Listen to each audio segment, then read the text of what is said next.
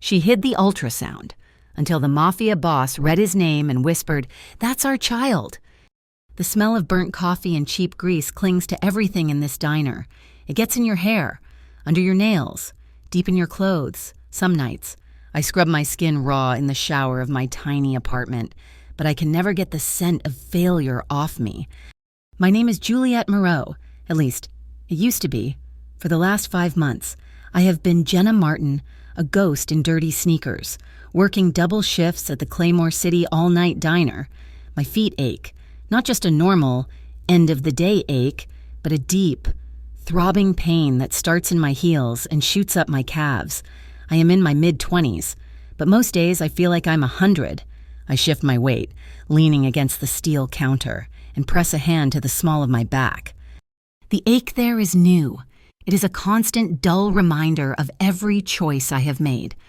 "Hey, Jenna, table 4 needs a refill, and the grill's backed up." Sal, the night manager, barks from the kitchen window. He does not look at me. He never does. "On it," I mutter. I grab the lukewarm coffee pot. Table 4 is a trucker, his eyes glassy as he stares at the rain lashing against the windows. Claymore City is always weeping. I pour the black sludge into his mug, my hand steady. I have gotten good at this. The steady hand, the blank expression, the quick, invisible movements of a woman who does not want to be seen. This is my life now, a life I chose, a life of running, of hiding, of being so completely and utterly alone, all to escape the man I still see every time I close my eyes.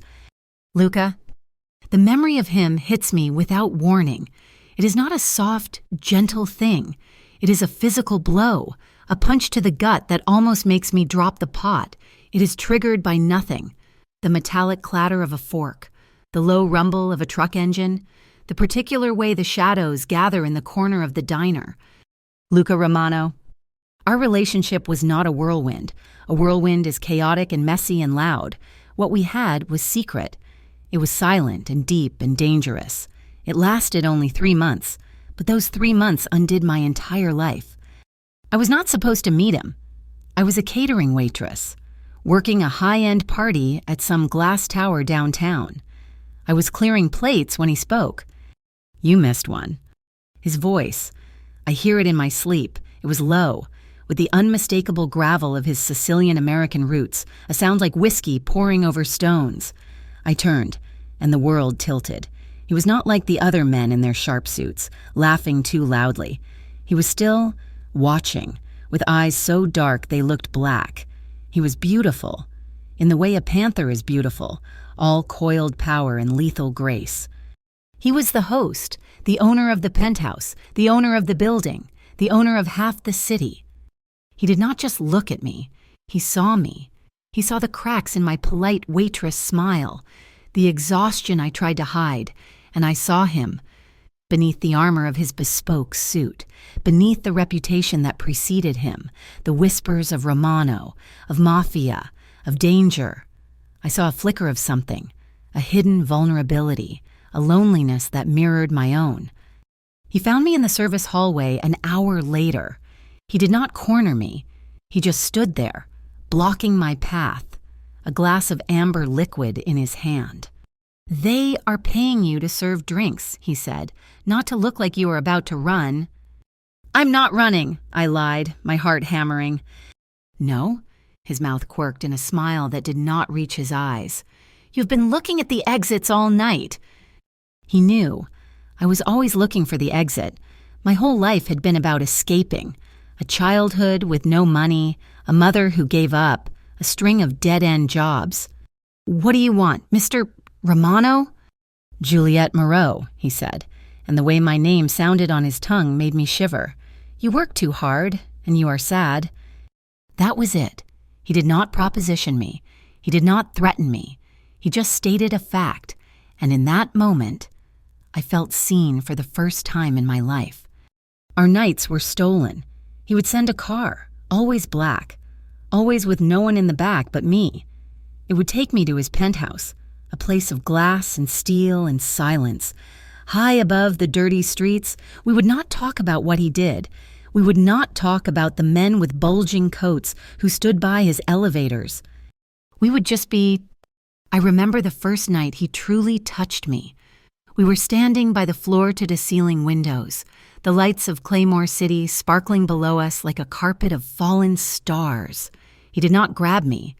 He just lifted his hand and traced the line of my jaw with one finger. His hands were large, calloused, but his touch was impossibly gentle. "You are shaking," he whispered. "You scare me," I admitted. "I know." He did not deny it. He leaned in, his forehead resting against mine. He smelled of expensive soap and something metallic, like old pennies and power. "I will not hurt you, Juliet. Not in here." His mouth found mine, and it was not a kiss of passion. Not at first. It was a kiss of questions, of testing. It was slow and deep and searching, and when I opened my mouth to him, a small sigh escaping me. The kiss changed. It became possessive, hungry, a claim. His hands moved from my face to my waist, pulling me against him. He was solid, an anchor in a world that had always felt like drifting water. His thumb grazed the skin of my hip, just above the waistband of my cheap jeans.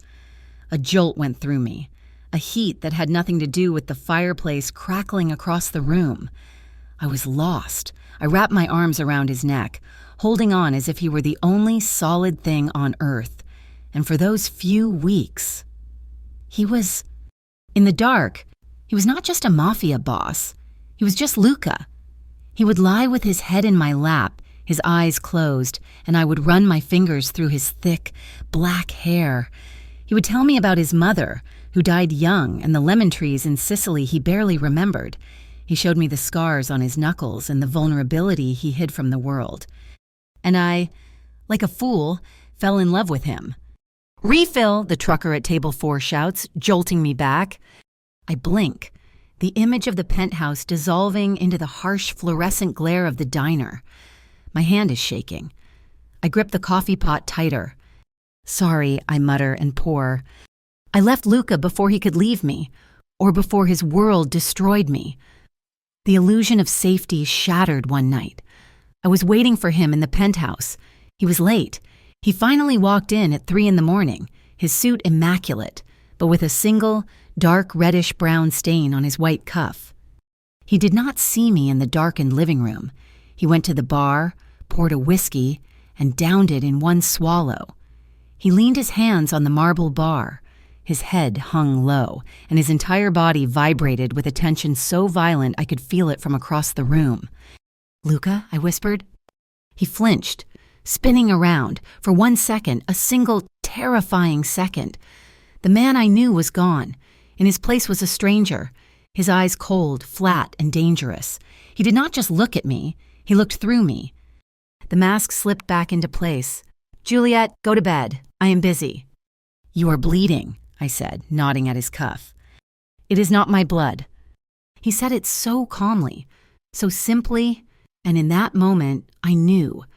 I was not just a woman he was seeing. I was a distraction, a pet.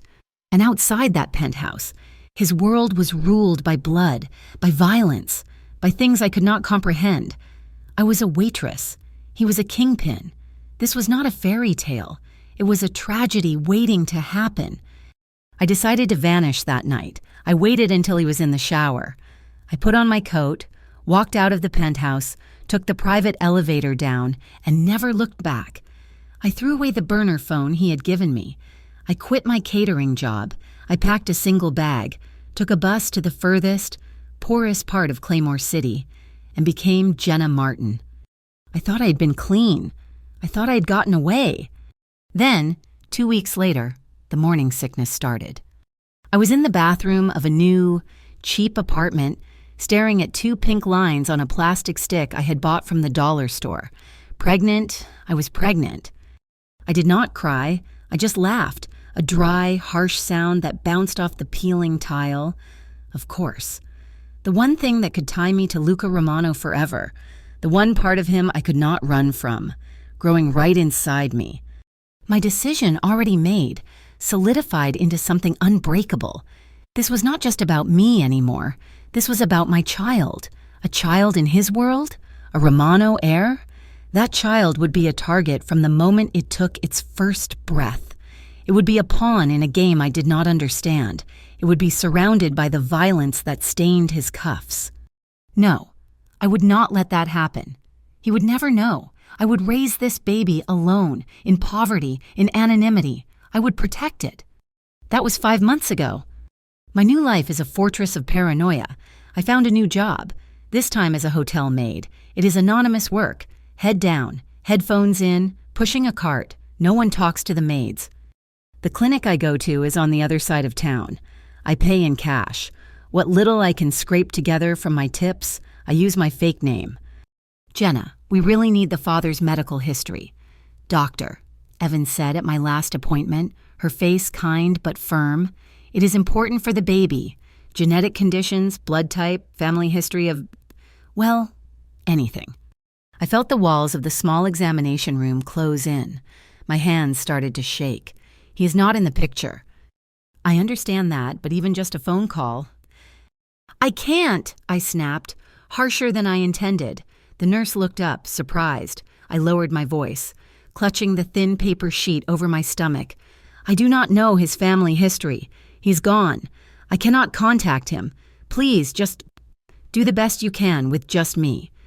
Please. She sighed, making a note in my file. Jenna, you seem very stressed, frightened. If you are in a domestic situation... I am not, I said, cutting her off. I'm just alone, and I want to keep it that way. She did not push it again, but the fear stayed. What if I said his name? Luca Romano. What if they put it in a file? What if someone, one of his enemies, or even one of his men, found it? I was paranoid. I saw his face in every dark sedan, heard his voice in every low-talking group of men. My paranoia was not wrong. It happened last week, at the hotel. I was cleaning a suite on the 10th floor. The guests were supposed to be out. I knocked, announced housekeeping, and used my key. The room was empty, a mess of towels and empty bottles. I started in the bathroom, scrubbing the sink. Then I heard them. Voices from the main room. Men. Their accents were sharp. American Italian. Just like the men who used to guard Luca's elevators. My blood turned to ice. I froze, hiding in the bathroom, not even daring to breathe. I am just saying, Luca's got his head somewhere else these days, one man said, his voice a low growl. He's been distracted ever since, well, for months.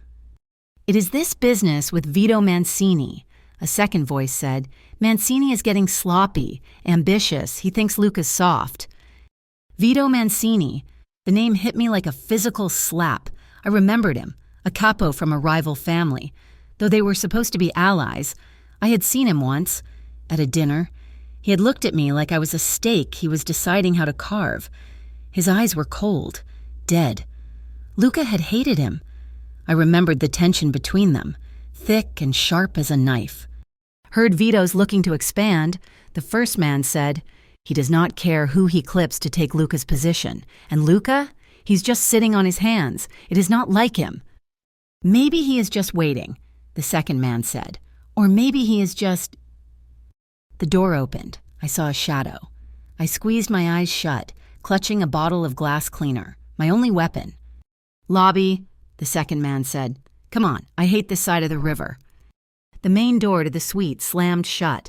I stayed in that bathroom for 10 minutes, my heart hammering so hard I thought it would break a rib. They were not here for me. They did not even know I existed, but they were here. In my safe part of the city, they were talking about Luca, about Vito, about a war that was brewing. My safety was an illusion, a thin, cheap sheet of glass, and they were the stones. That night, I went home to my apartment. I am bigger now. The morning sickness has faded, replaced by a constant hunger and the undeniable swell of my stomach, sometimes late at night. I feel it, a flutter, a tiny, insistent kick, a small life reminding me it is there. I sat on my lumpy mattress and pulled out the small, grainy ultrasound picture from my last clinic visit. It was just a black and white smudge, a little bean, my baby. I was so lonely. The weight of the secret, the fear, the isolation, it was crushing me. What if something happened to me? What if I got hit by a bus or got caught in the crossfire of men like the ones at the hotel? This baby would have nothing. No one. It would not even have a name. In a moment of total, abject weakness, I did the stupidest thing I have ever done. I took a pen from the cracked mug on my nightstand. I grabbed the cheap manila envelope the clinic had given me, the one holding the picture, and on the front, in my shaking, tear-blurred handwriting, I wrote his name, Luca Romano. It was a betrayal of every rule I had made. It was a danger. But it was also the truth. He was the father, and if I died, I wanted someone somewhere to know. I sealed the envelope. Tucking the picture inside, I shoved it deep in my bottom dresser drawer, under a stack of sweaters I had bought at a thrift store. A secret, buried inside a secret. The diner door swings open, a blast of cold, wet air hitting me. I shiver. The week since the hotel incident has been hell. Every shadow is a threat. Every car that slows down is an enemy. And tonight, it finally broke me. I was walking home from the grocery store just before my shift. I had 2 bags, milk, eggs, bread, my payday splurge. I took the shortcut through the alley, the one I always take. A car screeched to a halt at the end of the block, shouting, not Italian, just angry, desperate street noise. I ducked behind a dumpster, my heart leaping into my throat. 2 groups of men, teenagers, mostly, posturing, yelling. Then a pop, not loud, just a dry, flat sound. Another pop, pop. Gunfire! I dropped the groceries. The milk carton burst, white spreading across the grimy pavement. I pressed myself against the brick, my hands flying to my stomach, shielding my baby. I was hyperventilating, tasting sour bile in the back of my throat. This is it. This is the world I ran from. This is the world I am bringing a child into. It is not just his world. It is this world. The violence, the desperation, the ease with which a life can be snuffed out over nothing. Luca's world was just a richer, better-dressed version of this alley. It all bleeds. It all stains. The sound of tires squealing, fading into the distance. Silence. I peered out. One of the boys was on the pavement, not moving. I ran. I ran all the way to my apartment, my lungs burning. The image of the spreading milk and the still body burned into my brain. I got inside, slammed the deadbolt, and slid to the floor, shaking. I could not breathe. I was going to be sick. I am not safe. I have never been safe. I traded a gilded cage for a concrete one, but the bars are just as real. And I am alone. I am so alone. I crawled to my bag, my fingers fumbling. I had an old phone, the one I had before Luca, the one I kept, battery dead. At the bottom of my bag, just in case, a relic. I plugged it into the wall charger, my hands shaking too hard to get it in the first time. I waited. 5 minutes. The screen flickered to life. I had one number memorized, one person from my old life who was not his. Cara, my best friend, my only friend. She was a bartender at Il Cuore Nero, the high-end club Luca owned. She knew about us. She had warned me. Jules, men like that do not date, and she had said, they acquire. But she never judged me. When I disappeared, I had not even told her. My thumb hovered over her name. Calling her was a risk. She was still in his world, but I was broken. The gunfire, the hotel, the loneliness. I could not hold it all anymore. I pressed call. It rang once, twice. Juliet? Kara's voice was a shot of whiskey, warm and sharp. Oh my God, Juliet, where in the hell are you? Are you okay? The sound of her voice, the simple fact of someone knowing my real name, shattered the last of my control. I broke. A sob tore out of my chest, a raw, animal sound. Kara, I choked out. I made a mistake. I am so scared. I am so scared. Jules? What is wrong? Where are you? Her voice was instantly low, professional. The bartender voice. The one she used when things got heavy. I do not know, I sobbed, which was not true. I am in the city. I saw something, gunfire. Kara, I cannot do this alone. Alone? What are you? There was a pause. I heard muffled music, the clink of glass. Okay, honey, listen to me. I am at the club. Come here now. No, I recoiled. No, I cannot go there. What if he is there? He is not, she said, too quickly. He's busy. He's always busy. Listen, it is safe. I promise. I am in the back office. No one will see you. I will let you in the side delivery door, by the alley, okay? Please. Jules, you sound like you are falling apart. Let me help you. I wanted to say no. I wanted to hang up, throw the phone, and crawl back into my hole. But the desperation was stronger. The need to see one familiar face, to have one person in this entire world know the truth. Okay, I whispered. Okay, I am coming. I hung up. I stood, my legs trembling. I looked at myself in the cracked hallway mirror, a ghost with haunted eyes. My baggy sweater and thin coat could not hide the gentle, undeniable curve of my stomach. I looked at the dresser, the envelope. My hand moved on its own. It was not a logical thought. It was a primal, desperate instinct, just in case. Just in case what? In case I needed to give it to Kara? In case she could keep it safe? In case... I did not let myself finish the thought. I pulled the manila envelope from the drawer. It was sealed. Luca Romano. His name on the front felt like a brand. I shoved it deep into the inner pocket of my coat. It lay heavy against my ribs, a stone of truth in a sea of lies. I wiped my face, took a deep breath that hitched in my chest, and unlocked my door. The diner, Sal, the smell of grease. It all seems like a lifetime ago. I am on the bus, heading downtown, heading back into the lion's den. I am walking toward the one place on earth I swore I would never, ever go again. All for the comfort of a friend. All because I am too weak to be alone anymore. The alley behind Il Cuore Nero was a slit of darkness between two brick giants. The rain had followed me downtown, turning the pavement slick and reflecting the angry red of a neon sign from the next street over. The air smelled of wet dumpsters and, faintly, of the expensive, sugary perfume that clung to the club's clientele. Kara had promised the side delivery door would be unlocked.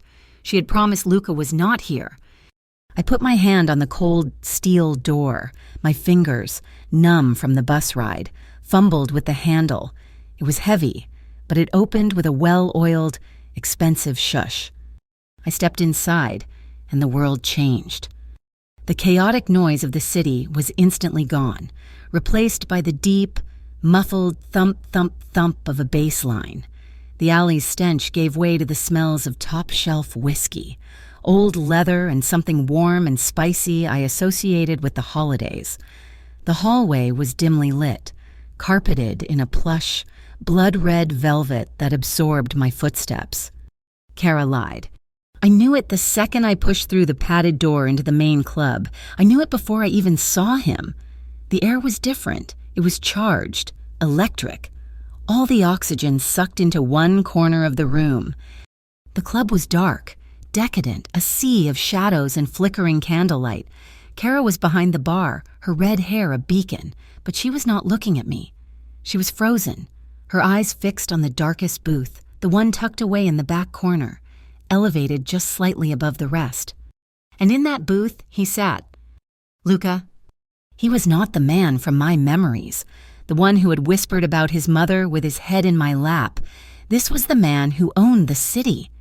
He was leaning forward, his elbows on the polished table, a single glass of amber liquid in front of him.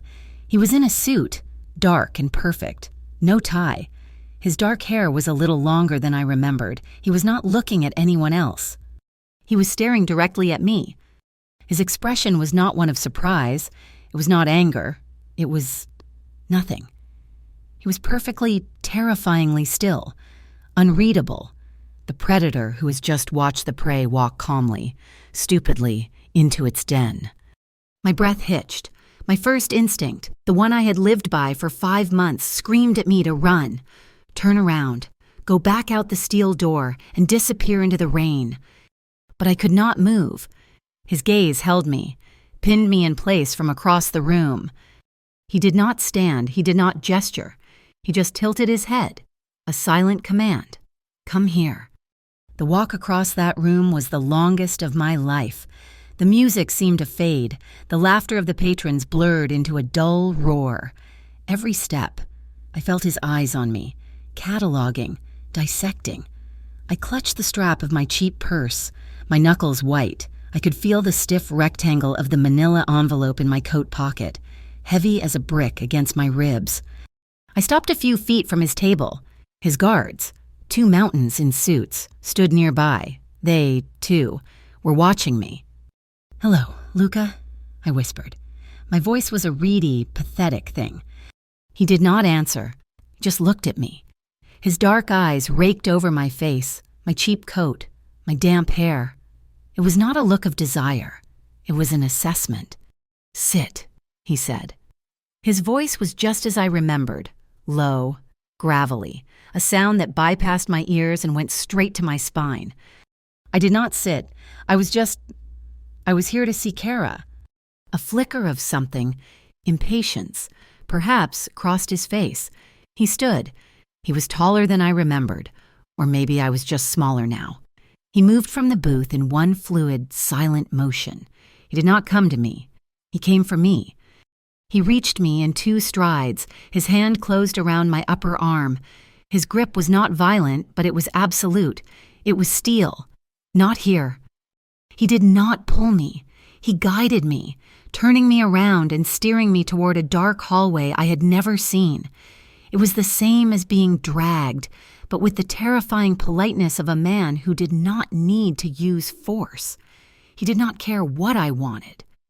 "Luca, stop," I protested, my feet stumbling on the thick carpet.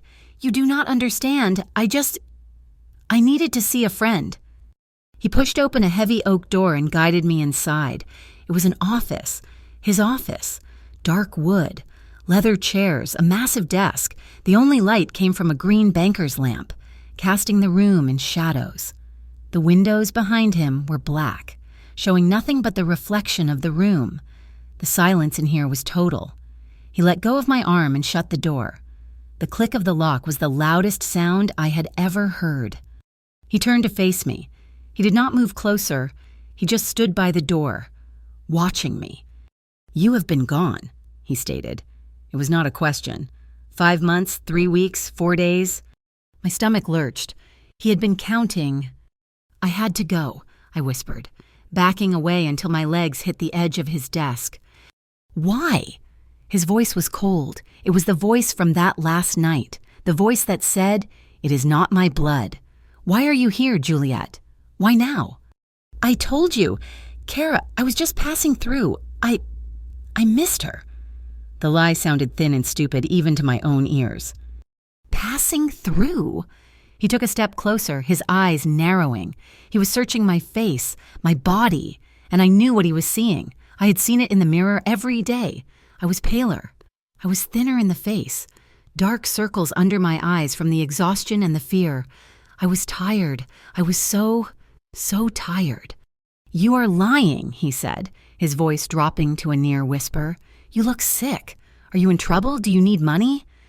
"No," I said too quickly. "I do not need anything from you. I am fine." "You are not fine." He was in front of me now, so close I could smell the faint, clean scent of his soap and the sharp tang of his whiskey. "You are shaking. You ran from me, and now you show up in my club, looking like a ghost. Talk, now." His intensity was suffocating. He was not yelling. He was worse. He was calm, demanding answers I could not give him. The room was spinning. The panic I had felt in the alley, the panic from the hotel, it was all rushing back, choking me. "I cannot do this," I stammered, my eyes filling with tears, blurring his face into a dark, imposing shape. I should not have come. It was a mistake. I have to go. I tried to push past him. He did not move, but I fumbled, my shoulder bumping his chest. My cheap, worn-out purse slipped from my grasp. It hit the floor with a soft, pathetic thud. It was not a dramatic spill, just my wallet, a tube of lip balm, my apartment keys, and the manila envelope.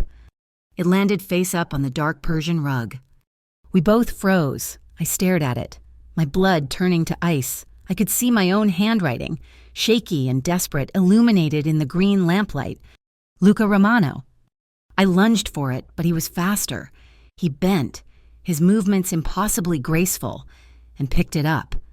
He held it, confusion warring with suspicion on his face. He looked from the envelope to me, then back to the envelope. "What is this?" he asked. His voice was tight. "It is nothing," I said, my voice strangled. "It is private. Give it to me. Please, Luca." He ignored me. His thumb grazed the name he had seen on 1,000 legal documents, 1,000 checks, 1,000 threats. His name, written by my hand. He tore the seal. My heart stopped. No, do not. He pulled out the flimsy, grainy, black and white picture. He held it up to the light. He stared at it for a long second. His head tilted. He was not a doctor. He would not understand the smudge. But then he saw the text printed at the top, the date, the name of the clinic, the one across town, and my fake name, Jenna Martin. He looked at me. His face was a mask of stone. I could not read the storm gathering in his dark eyes. He looked back at the picture. He looked at the curve of my stomach, hidden beneath my bulky coat. He looked at my face, where the tears were now openly streaming. His hand, the one holding the ultrasound, lowered slowly. He whispered it, a single breath of sound, not even meant for me. It was for himself, a dawning, world-altering realization. "That's our child." The words hung in the air, heavy and irreversible. The dam broke. I collapsed. I did not faint, but my legs gave out. I sank onto the edge of the desk, my face in my hands, and I sobbed, a raw, ugly, guttural sound of 5 months of terror. "Juliet." His voice was different now. Not cold, not confused. It was sharp, urgent. He was on one knee in front of me, his hand on my arm. "Juliet, look at me." "I am sorry," I choked out, the words tearing from my throat. "I'm so sorry. I did not know what else to do." "When?" he demanded. "I found out after I left, I swear. I would not have." "When is it due?" "About 4 more months.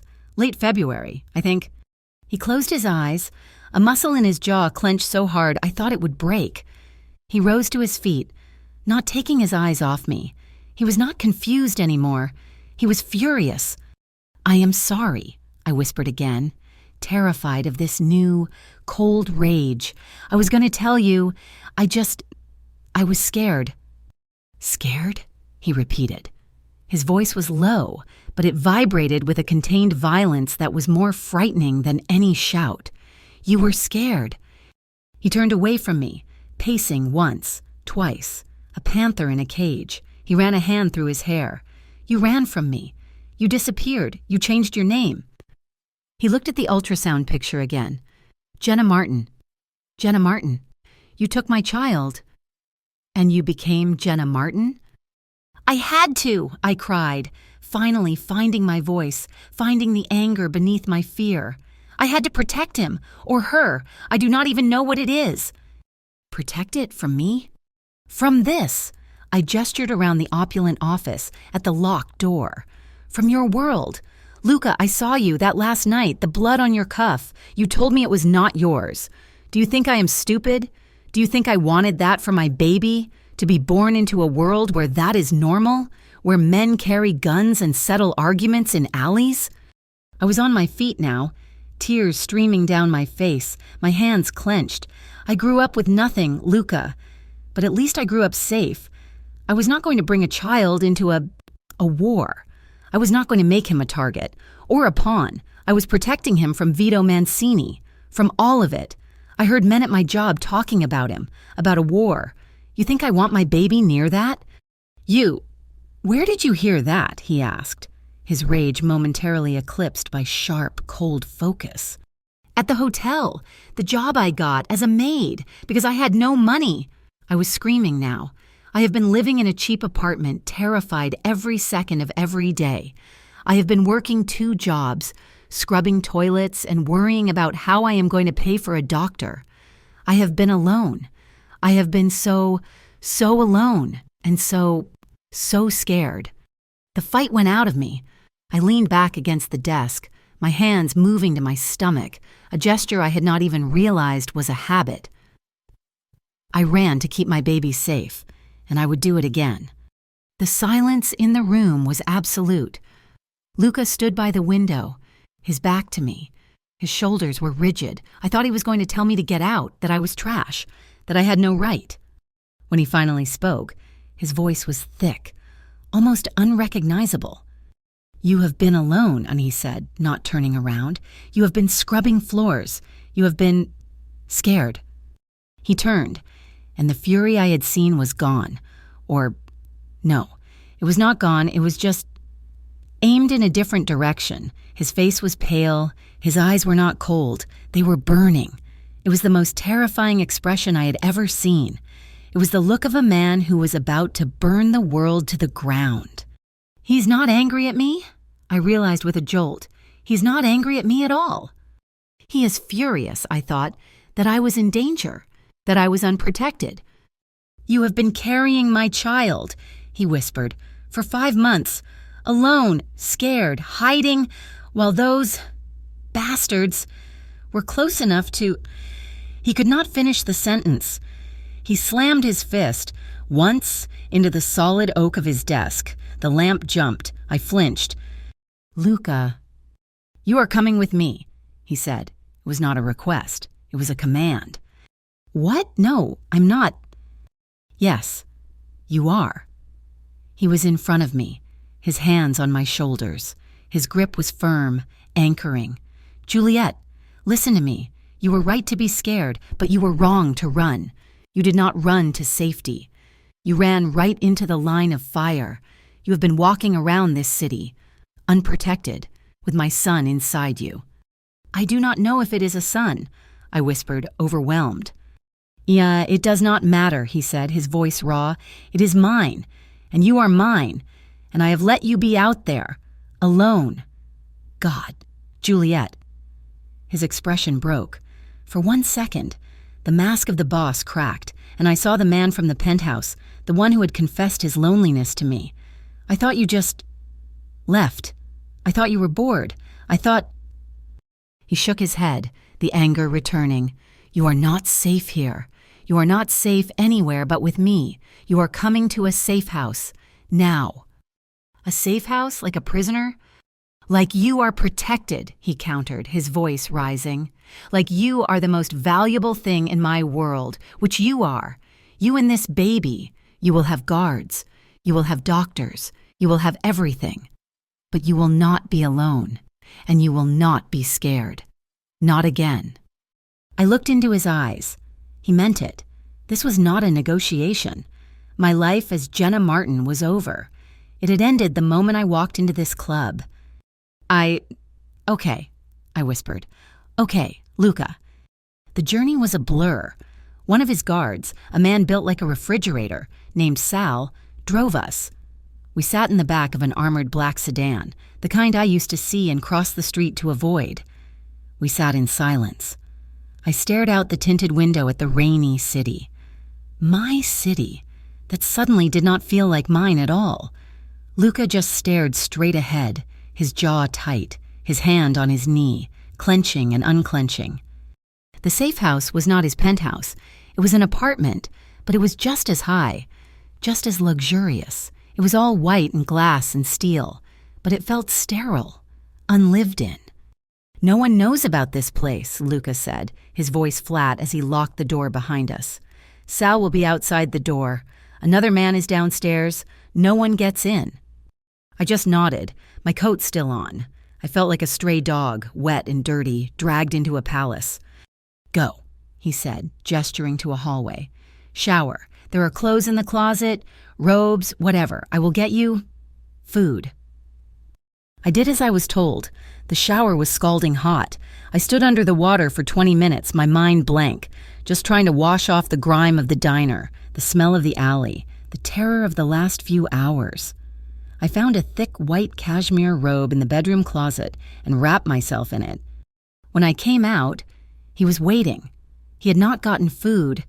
He was just standing in the middle of the dark bedroom, the lights of the city glowing far below us. Juliet, he said, his voice soft. I stopped. The tension of the night, the fight, the confession, it all hung in the air between us. Are you really okay? I asked, my voice small. No, he said, his honesty a physical blow. I have never been. I do not know what I am, but I know what I have to do. He took a step toward me. I did not back away. He stopped, just inches from me. He did not touch me. He just looked down, his gaze fixed on my stomach, hidden by the thick robe. Is it real? He whispered, as if seeing it for the first time. It is. It is in there. I nodded, tears welling up again. Yes. May I? He asked, his voice thick. He lifted his hand, his fingers trembling slightly. I did not answer. I just took his hand, his large, calloused, dangerous hand, and placed it on my belly. His hand was so warm, it covered me completely. A sharp, ragged breath escaped him, as if he had been punched. His eyes closed. I felt it then. A tiny flutter, a small kick, right against his palm. Luca's eyes snapped open, meeting mine. The world stopped. In his gaze, I saw it all. The fury, the fear, the possessiveness, and beneath it all, a deep, aching tenderness that I thought I had imagined. The love I had tried to kill by running away. It was not dead. It was right here, in this room, rising again, stronger and more complicated than I could ever have imagined. He lifted his other hand, his fingers tracing the line of my jaw. Juliet, he breathed. He leaned in and kissed me. It was not the hungry, possessive kiss from my memories. It was slow. It was tender. It was a kiss of absolution, of desperation, of 1,000 unsaid words. It was a promise. His mouth was soft, questioning, and I opened to him, my hands coming up to grip his shirt, holding on to him like a lifeline. He sighed against my lips, a sound of surrender, and deepened the kiss, his arm sliding around my waist, pulling me close. His hand never left my stomach. We stood there for a long time, just holding each other, our foreheads pressed together, the city glowing below. He kissed my eyelids, my tear-stained cheeks, my temple, mine, he whispered against my skin. You are both mine. The next morning, I woke up alone in the massive bed, tangled in silk sheets. For a second, I thought it was a dream. The diner, the gunfire, Luca. Then I heard his voice from the living room. It was not the soft voice from last night. It was the cold, hard voice of the boss. I crept out of bed, the robe clutched around me. He was standing by the window, his back to me, a phone to his ear. He was already dressed in a fresh suit. I do not care how, he was saying, his voice sharp. I want her erased. The name Jenna Martin must not exist. The hotel records, the clinic, the diner, burn them, shred them, delete them. She was never there. Do you understand me? She never existed. A cold dread filled me. He hung up, sensing me. He turned. His face was hard, but it softened when he saw me. Good morning, he said. Who was that? I whispered. My security team. He walked over to me, his face grim. You were right, Juliet. You were found. Vito Mancini's men. They traced your alias from the hotel. They know about Jenna Martin. They were asking about you, where you went. I pressed a hand to my mouth. Oh, God, they were looking for me? They will not find you, he said. He reached out, his hand cupping my cheek. He looked at me with that same burning, protective intensity from last night. He leaned down and kissed my forehead, a gesture so tender it made my knees weak. "I promise you," he whispered, his eyes locked on mine. "No one will ever hurt you, or this child ever." The first week in the safe house was a lesson in silence. My old apartment had been noisy, filled with the sounds of the city, sirens, angry neighbors, the rumble of trucks. The diner had been a constant clatter of plates and shouted orders. This was silence. It was a vast white apartment high in the sky, a place of glass and cold marble. The silence was so complete it was a sound in itself, a high-pitched ringing in my ears. Sal, the mountain of a guard, stood outside my door. He was a permanent fixture, like a piece of furniture. He never spoke, just nodded when I peeked out, which I stopped doing after the second day. My new life was a gilded cage, and Luca was a ghost. He was there, and then he was not. He would leave before I woke up, and he would return long after the sun had set, his face carved from stone. I knew, without him saying it, that the hunt was on. He was hunting Vito Mancini, and Vito, somewhere out in the city, was hunting for Jenna Martin. The tension in the air was thick, an invisible, choking smoke. I would watch Luca pace the living room, his phone pressed to his ear, his voice a low, hard vibration that I could not understand but knew was dangerous. He was not the man who had held me while I cried. He was the boss, the kingpin, the man I had run from. But then, the night would settle, he would finish his calls, he would loosen his tie, he would pour 2 glasses of water, not whiskey, and hand one to me. He would sit on the plush white sofa, so far from me, and just watch me.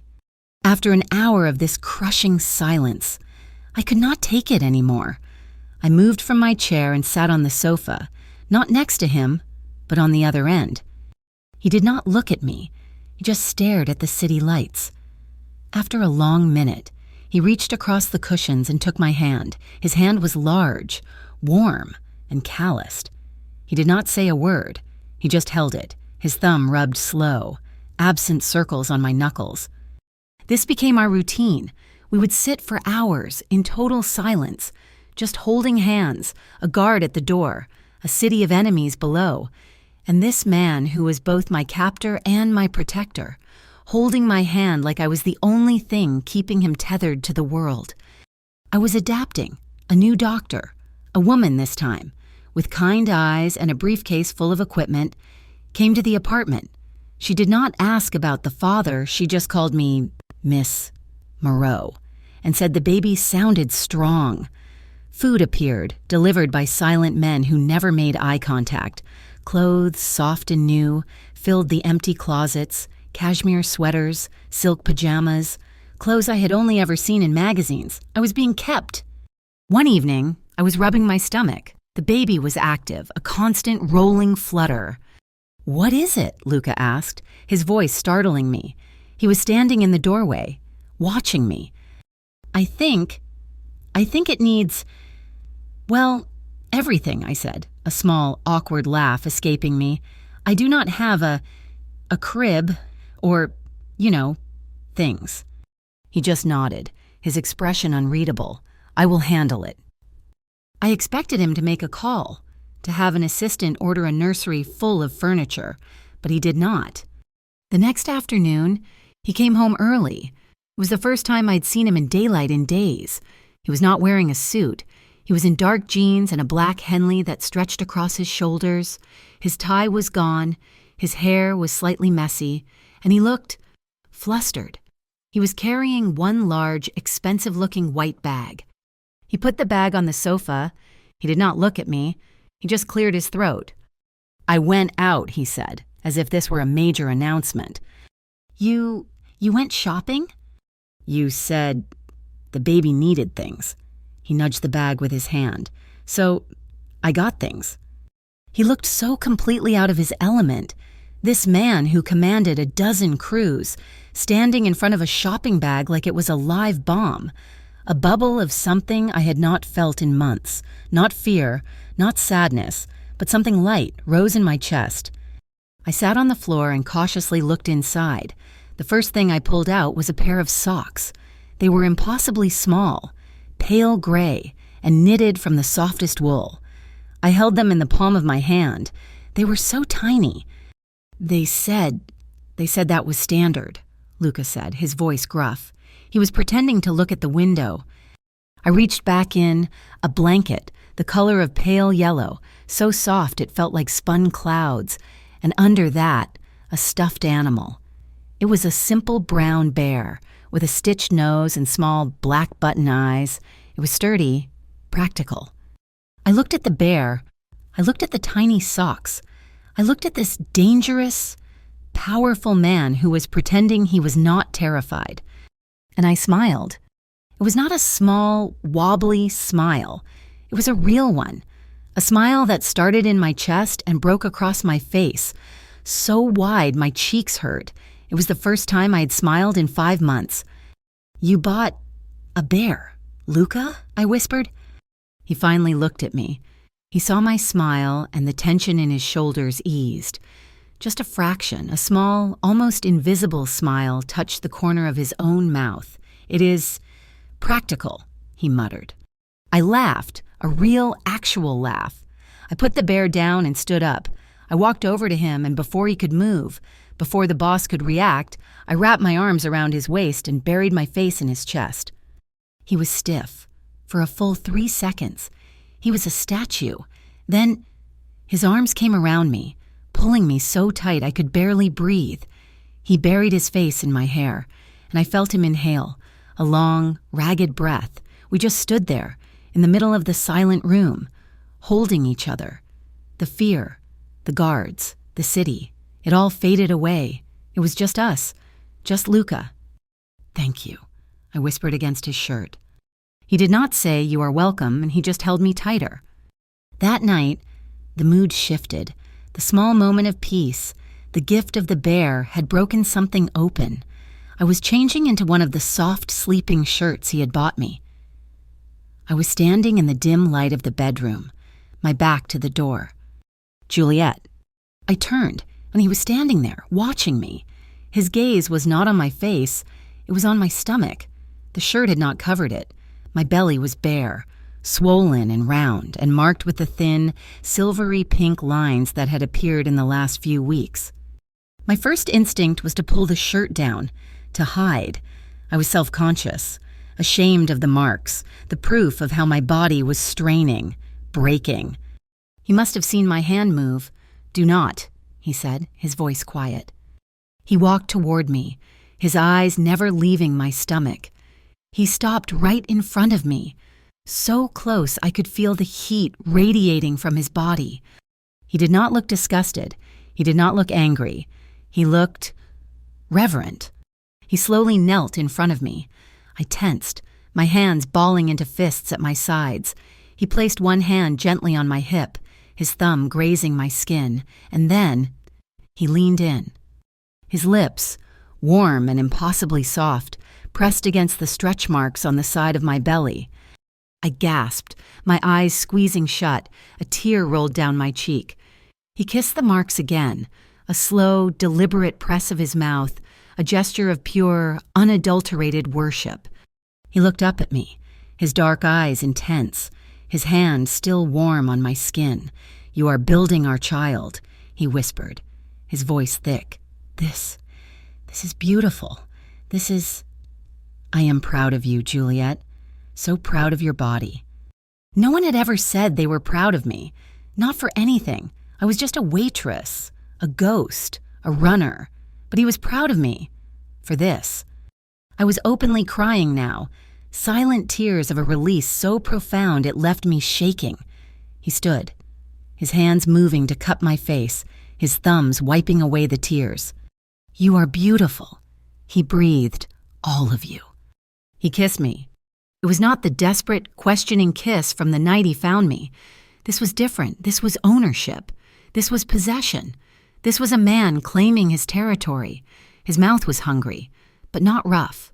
It was deeply emotional, a physical conversation that said everything his words could not. My hands went to his hair, my fingers tangling in the thick strands, pulling him closer. This was not enough. I needed more.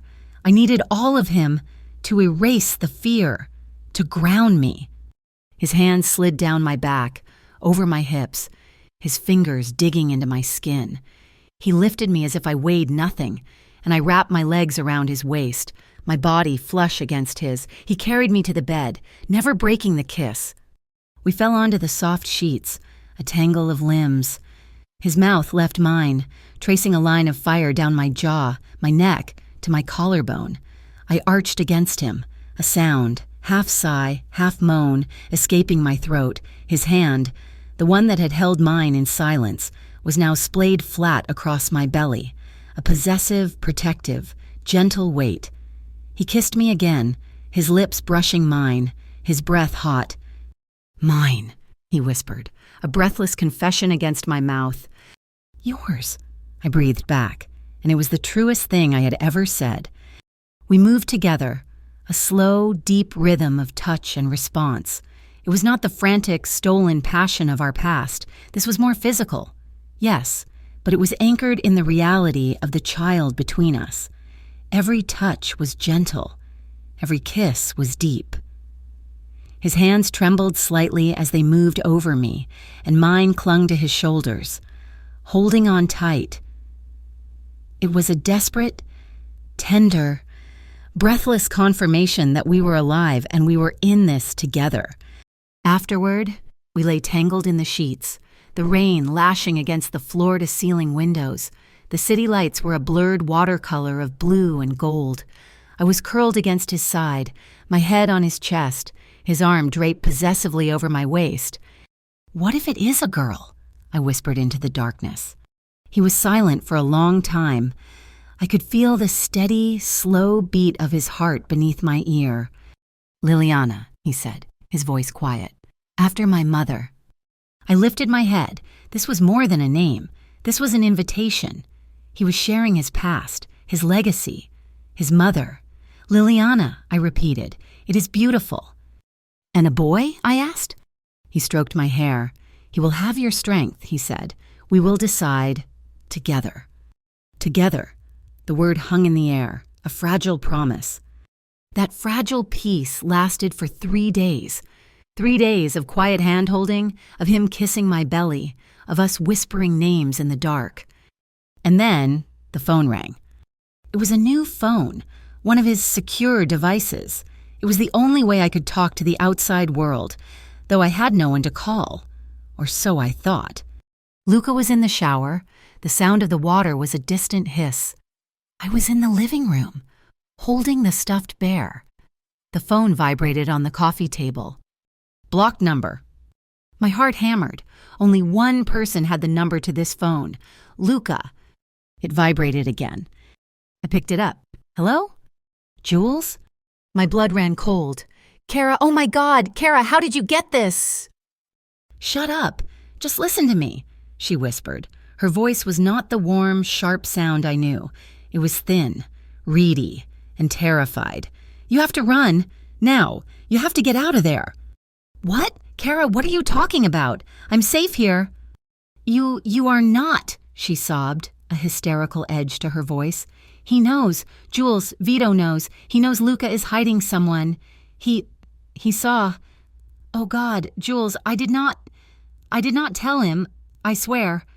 "Kara, slow down. What did he see?" "The club. He had cameras. Not just the security, hidden ones. He saw you. That night, he saw you. He saw you hugging Luca." The floor dropped out from under me. The hug. That first night. He has been threatening my family. Jules," she cried. "My brother. He knows where my brother works. He said he knows Luca's hiding you. And if I did not find a way to warn you, to tell you to run, he would... You have to go. He's going to find you. Juliet. He's going to use you to get to Luca. You and the baby. Run." The bathroom door opened. Luca walked out, a towel slung low on his hips, his hair wet, water dripping onto his shoulders. He saw my face. He saw the phone in my hand. He did not ask. He knew.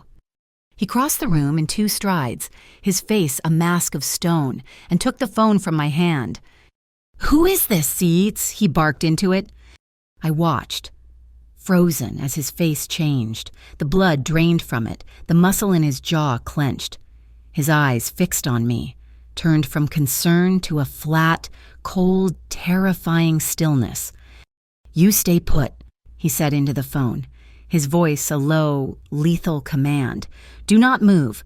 Do not talk to anyone. I will handle it." He hung up. He did not throw the phone. He placed it calmly on the table.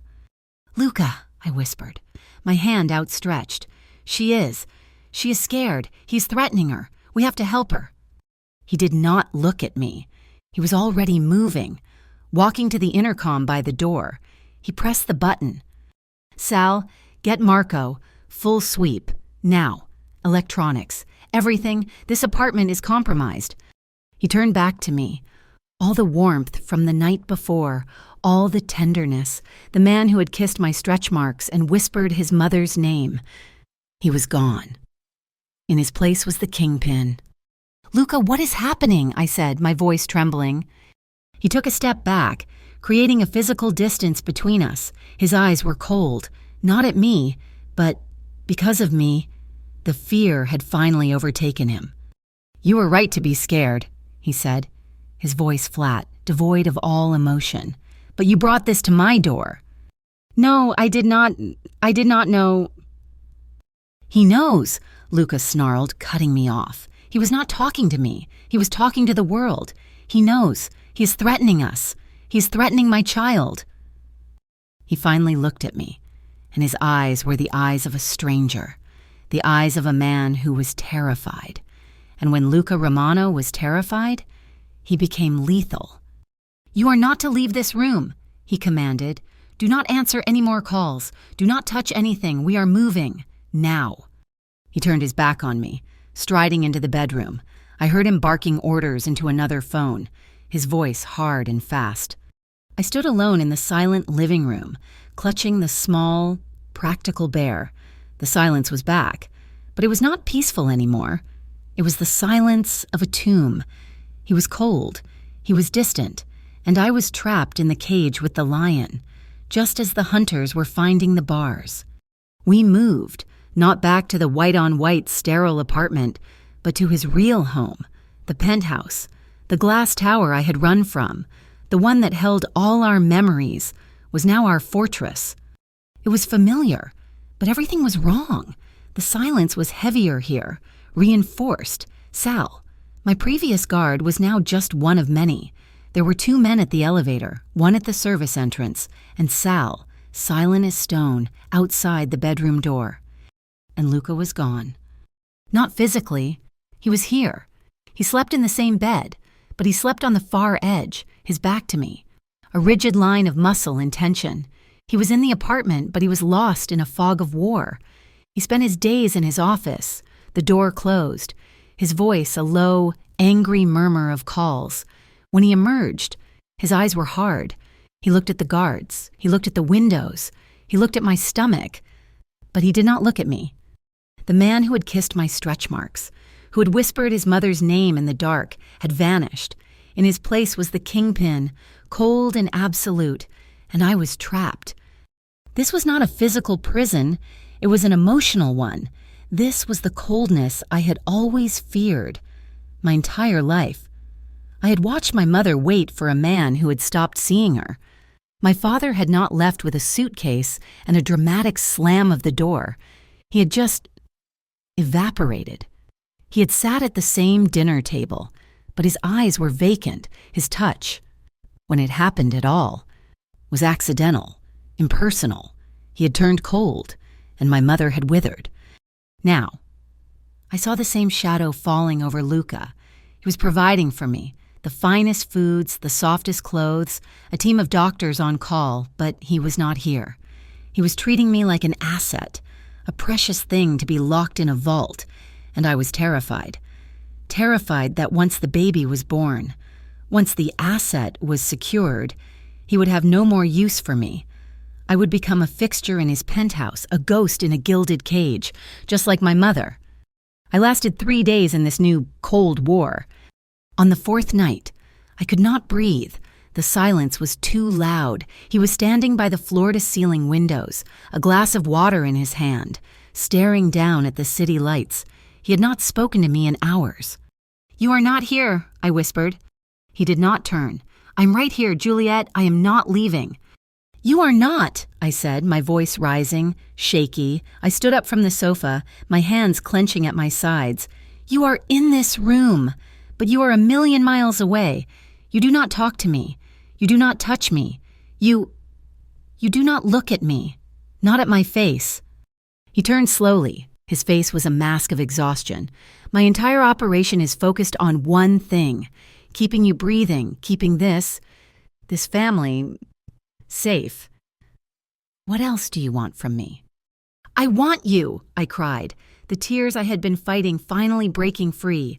"I do not want the guards or the food or this glass tower. I want the man who held my hand in the safe house, the man who bought a stupid stuffed bear." "That man cannot protect you," he said, his voice hard. "He is the only one who can."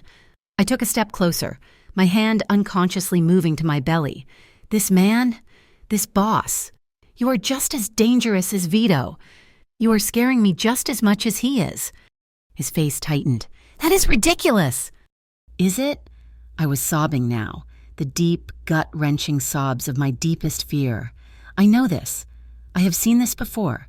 Luca, I lived this." "What are you talking about?" "My father," I choked out. "He did not just leave. He stayed, but he turned cold. He stopped looking at my mother. He stopped talking to her. He looked right through her, like she was a ghost, like she was a piece of furniture he was tired of, and she just faded. She just gave up." "Is that me, Luca? Is that what I am? Am I just the woman who is carrying your child, and once the baby is here, once you have your heir, do you just stop? Do I just fade?" His face shattered. The boss mask did not just crack, it disintegrated. He looked stunned, as if I had physically struck him. "Juliet," he breathed, his voice raw. He crossed the room in 2 strides, his hands coming up to cup my face. He was not gentle, his grip was desperate, his thumbs wiping at my tears. No, is that what you think? That you are disposable?" "I do not know what to think," I sobbed, leaning into his touch, hating myself for my weakness. "Look at me," he commanded. He waited until my eyes met his. His were dark, intense, and full of a burning pain that mirrored my own. "I am not that man. You are not your mother. This is not that. I am terrified, Juliet. I have never been. I do not know how to do this. I only know how to fight, how to protect, and I am so focused on the threat. I did not see I was hurting you." He pulled me against him, his arms wrapping around me. One hand splayed protectively over my back, the other cradling my head, pressing my face into his shoulder. "I am not him," he whispered, his lips against my hair. "I swear to you, I am not that man. I am here. I am right here." We stood there, and I cried into his shirt. He just held me, his own body rigid with a tension that was not anger, but a profound, aching fear. The fragile peace that confession bought us was shattered the very next night. The fear was still there. The threat was still real. My confession had brought him back, but it had not made the world safer. He was in his office, the door ajar. I heard his voice, and it was the voice I hated. It was cold, precise, and laced with violence. "I do not care what it costs," he snapped into the phone. "This was a breach, a clear breach. He knew where the car was. How? How did he know? I want the leak found. I want him handled. I want it done by morning. Do you understand me? By morning."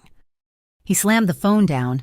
I was standing in the hallway, my blood like ice. A breach. He knew where the car was. My car. The one that was supposed to take me to my next prenatal appointment. This was it. This was the man I had run from. The one who ordered handling. I turned to walk away, to go back to the bedroom, to hide. Juliet. His voice stopped me. I turned back. He was standing in the doorway of his office, his face dark, his suit jacket off, his sleeves rolled up. He looked like a general who had just lost a battle. "You heard that," he said. "I heard you order someone handled," I whispered, my hands shaking. "Oh, si. He was a guard. He sold us," Luca said, his voice flat. "He told Vito's men our security protocols. He gave them the route to your doctor's office. He put a price on your head, Juliet, on our child's head." "So you are going to kill him," I stated, my voice dead. "I'm going to protect my family," he snarled. "There is no difference, I shouted, the dam of my fear breaking into a sudden, hot rage. "This is it. This is what I ran from. This is the man who had blood on his cuff. You swore to me. You swore you were not that man, but you are. You are just a killer, a monster, and I am trapped here with you." "You are safe here with me," he roared back, his own control snapping. He took a step toward me, his hand raised, not to hit me, but in sheer, frustrated rage.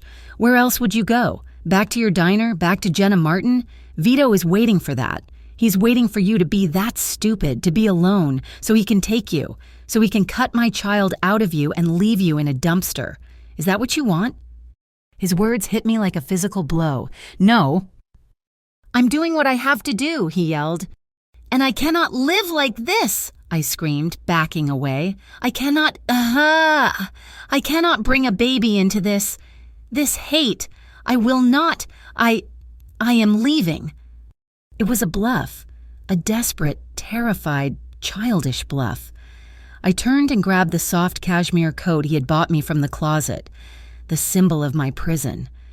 "Juliet, do not be a fool," he warned, his voice low and dangerous. "I would rather be a fool and be free than be your protected property." I turned, my hand on the doorknob of the penthouse door. Sal was not there. Luca must have moved him. I fumbled with the complex lock. "Juliet, stop it. You are not leaving." "Watch me," I cried, twisting the deadbolt.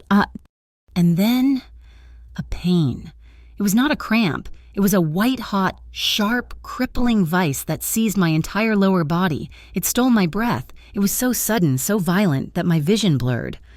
"Ah!" A sharp choke sound left my lips. I doubled over, my hands flying to my stomach. The coat slipped from my fingers. "Juliet?" His voice changed. In 1 second, the rage, the argument, the boss, it all evaporated. It was just Luca. And he was terrified. "What is it? What is wrong?" It hurts," I gasped, leaning against the wall, trying to breathe through it. "Luca, it is sharp. It is really sharp." He was across the room before I finished the sentence. He did not ask questions. He did not hesitate. The panic, the sheer primal terror on his face was more real than any anger he had ever shown. Okay, we are going," he said, his voice high, almost cracking. He scooped me into his arms. I cried out, both in pain and surprise. He held me tightly against his chest, as if I were a child. "Sal," he roared, kicking the door open. Sal was there, at the elevator bank, and his face went white. Get the car now! Call doctor! Evans, tell her we are coming. Tell her it is the baby." He carried me into the elevator, his arms shaking. Or maybe I was. He did not put me down. He just held me, his face buried in my hair, his body shielding me, as if the elevator itself was a threat. "It is okay," he whispered, his voice frantic. "It is okay, Mia Cara, just breathe. I have got you. It is going to be okay. Just breathe."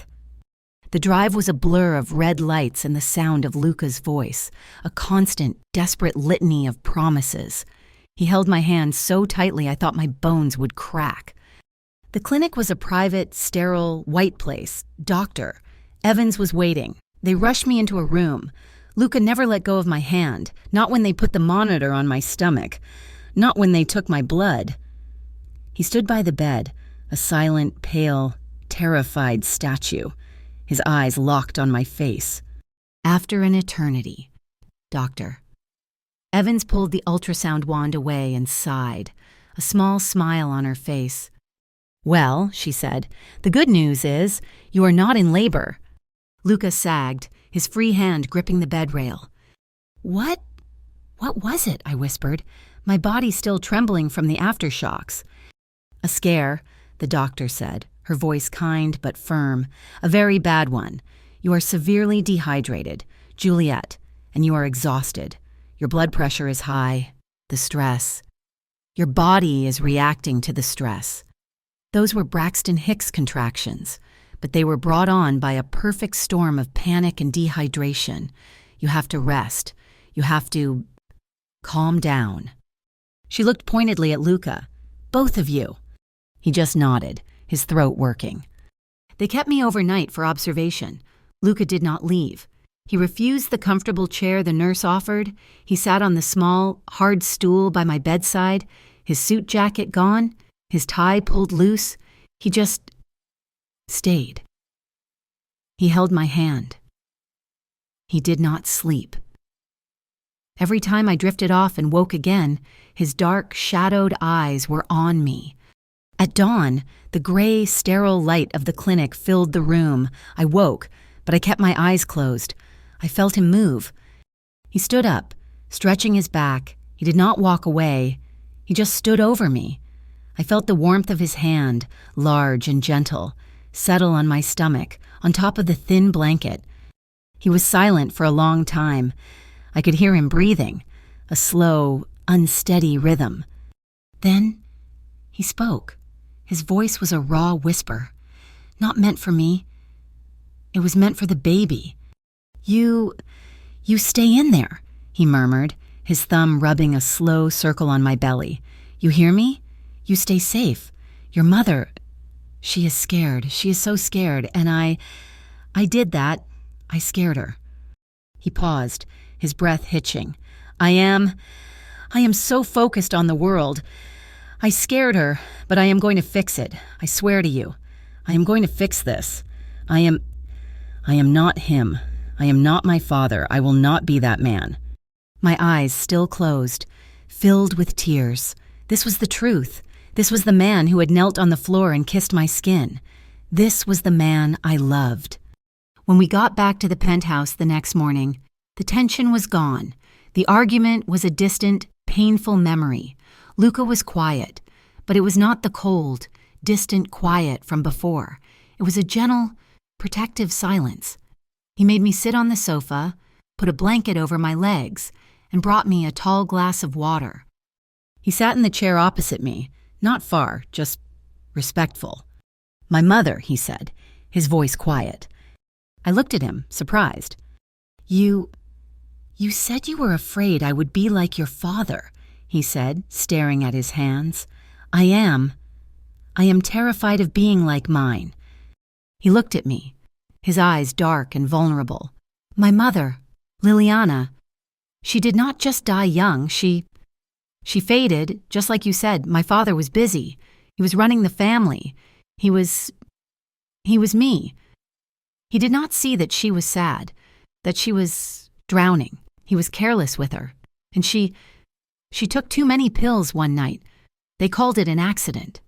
He swallowed, his jaw tight. "It was not an accident. I was 10 years old. I found her."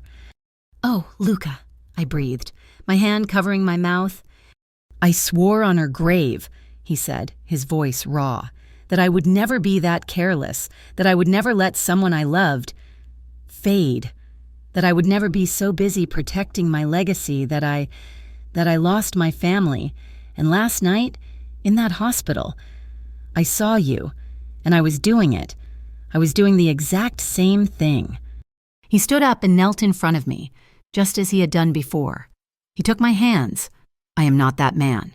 Juliet, I will not be." "I know," I whispered, tears running down my cheeks. "I heard you. This morning, at the hospital." His expression faltered, a deep, painful understanding passing between us. This world I am in, he said. I cannot ask you to marry me, not like this. To marry me is to sentence you to this life. It is a cage. I am already in the cage.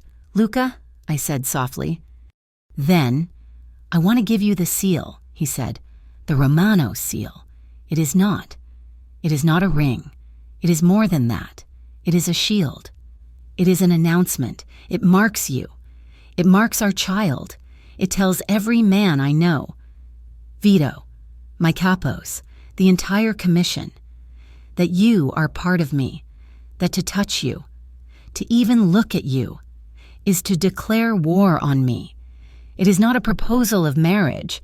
It is a proposal of protection, of legacy. I looked into his eyes. This was the ultimate chain, the final lock, but it was also the ultimate promise. He was not locking me in. He was locking the world out. I thought of his hand on my stomach, of his raw whisper in the dawn. For now, I said, my voice shaking. Yes, for now. A profound relief washed over his face.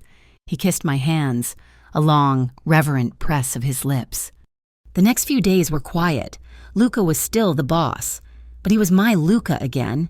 He held my hand. He talked to the baby. He worked, but he did his work with the office door open. 2 days later, Sal came in, his face grim. Boss, we got it. Intel from one of Vito's men. He's planning to hit the next prenatal appointment. The one on Friday, he knows. He knows about Dr. Evans's private clinic. He's planning an abduction. I froze. That was my appointment. Luca did not panic. He did not yell. A cold, slow, dangerous smile touched his lips. Good, he said quietly. He is predictable, and he is stupid. He looked at Sal. We are not canceling the appointment. In fact, we are going to leak that we are moving it. Tell my cousin, the one with the big mouth, that I am worried, and I am sending her to St. Jude's clinic across town, a decoy. Send the armored van, send 2 guards. Let Vito see it. Let him take the bait. And Miss Moreau, Sal asked. She is not going anywhere, Luca said, his eyes like black ice. She is staying right here. I am going to St. Jude's. I am going to be waiting for him. He was setting a trap. That afternoon, while Luca was deep in his planning, there was a soft knock on the penthouse door. I tensed. Sal opened it. A small, terrified figure was standing there. Kara, I breathed. She looked broken. She was pale, her eyes red and swollen. She looked like she had not slept in a week. She stumbled into the room, and the moment she saw me, she collapsed. She fell to her knees, her hands covering her face, her shoulders shaking. Oh God, Jules, I'm so sorry, she sobbed. I did not tell him. I swear. He threatened my brother. He was going to kill him. And I did not feel anger. I just felt a profound, aching sadness. I knelt, wincing at the pull in my stomach, and wrapped my arms around her. Shh, it is okay, I whispered, holding her as she cried. You are here. You are safe. It is okay. He made me, she choked out, clutching my shirt. He was going to, and I could not. I am so sorry. How did you get here? I asked, helping her up, leading her to the sofa. She wiped her eyes, her breath catching.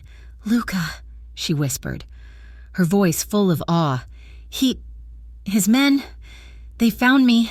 I thought they were going to hurt me, but they moved my family, Jules. They put my brother and my mom on a plane to Florida, to Disney World. They sent them. And then Luca called me. He called you? He said, Vito is handled. You are safe. Now go. She needs her friend. I stared at her, my heart swelling so tight I thought it would burst. He had not just protected me. He had protected my friend. He had protected her family. He had known, without me even asking, that I needed her. I held her hand, and we both cried, tears of fear, of guilt, and of a strange, fragile, terrible relief. We were two women, trapped in a fortress, but for the first time in a very long time, I was not alone. The penthouse was a silent tomb, high above a city that had become a war zone. Kara and I sat on the plush white sofa. She was curled into a ball, her red-rimmed eyes staring at nothing, still wrapped in the shock of her rescue. I was rigid, my hands folded over the tight drum of my stomach. Every 5 minutes I would look at the clock. 7:08. He had left at 5. Just before dusk, he had kissed me, a hard, brief press of his lips that was not about affection, but about branding. Stay with her, he had ordered me, nodding at Kara. Lock this door. Do not open it for anyone but me. Now, he was out there, in the city, hunting, or being hunted. Kara and I did not speak. There was nothing to say. She had been saved. Her family spirited away to safety by the very man she had been forced to betray. I had been secured. My friend returned to me as a gift, a gesture of his absolute control. He had known I needed her. He had also known I needed to see his power. The silence was broken by the quiet ding of the private elevator. Kara gasped, her hand flying to her mouth. I just squeezed my eyes shut, my heart stopping. Please, please, please. I heard the heavy-duty lock on the penthouse door click, a complex series of tumblers that Luca alone could operate. The door swung open. He stood in the doorway, framed by the soft light of the hall. He was not the boss. He was not the kingpin. He was a man who had walked through hell. His suit, a dark charcoal gray that I knew cost more than my entire year's salary at the diner, was torn at the shoulder. His white shirt was ripped open at the collar, and it was stained. A dark, ugly, wet crimson stain was spreading from a gash on his left forearm. But it was his face. He was pale, a sickly, ashen color under his olive skin. His dark hair was damp with sweat. His hands, hanging at his sides, were trembling. Not a slight shake, but a visible, uncontrollable tremor. He was breathing hard, his chest heaving. And his eyes were haunted. They were black, hollow, and filled with a terrifying, raw shock. "Luca," I breathed. It was not a name, it was a prayer. He took one step into the room and sagged, leaning against the door frame as if his legs could no longer hold him. I was moving before I even registered the thought.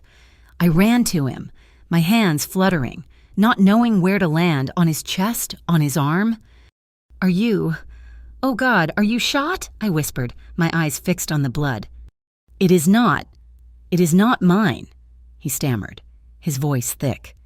He tried to straighten up, to become the boss again, but he failed. A graze, glass.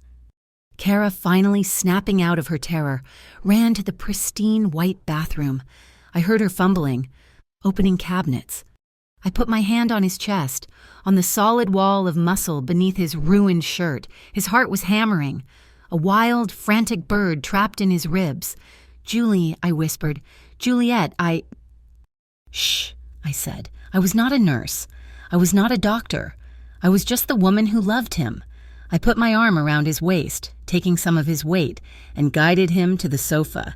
He sank onto the white cushions, leaving a smear of dirt and blood.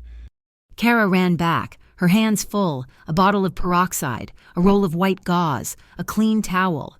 She put them on the coffee table, her hands shaking so badly the bottle rattled. I will get water," she mumbled, and fled to the kitchen, giving us space. I knelt in front of him. My own hands were trembling now, but I forced them to be steady. I took the clean towel and gently, so gently, pressed it to his forearm. The gash was ugly, about 3 inches long, deep and littered with glittering shards of what looked like a car window. He hissed, a sharp intake of breath, but he did not pull away. I did not speak. I just worked. I poured the peroxide, flushing the wound. He flinched, his jaw clenching, but his eyes never left my face. Tears streamed down my cheeks. I was not sobbing. I was not making a sound. The tears just fell. They fell onto my hands, onto his arm, mixing with the blood. I was breaking down, but it was a quiet, internal collapse. All my fear, all the weeks of tension, the terror of the last 2 hours, it was all coming out in this silent, scalding flood.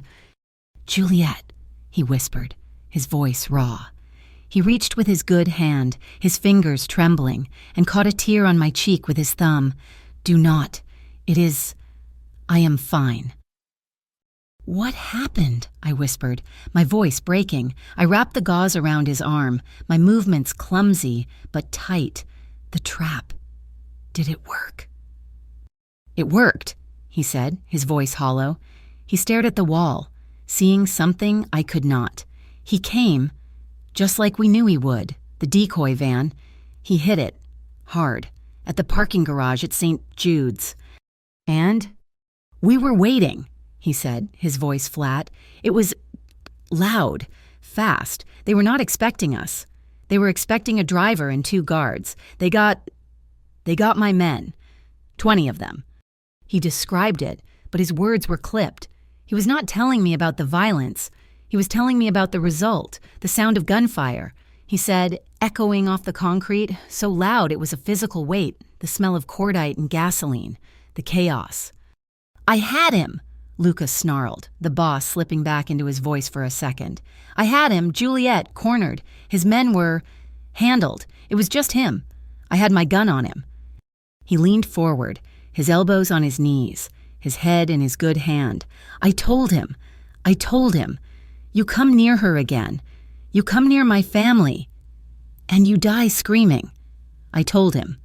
You let him go?" I whispered, my stomach twisting. "Why?"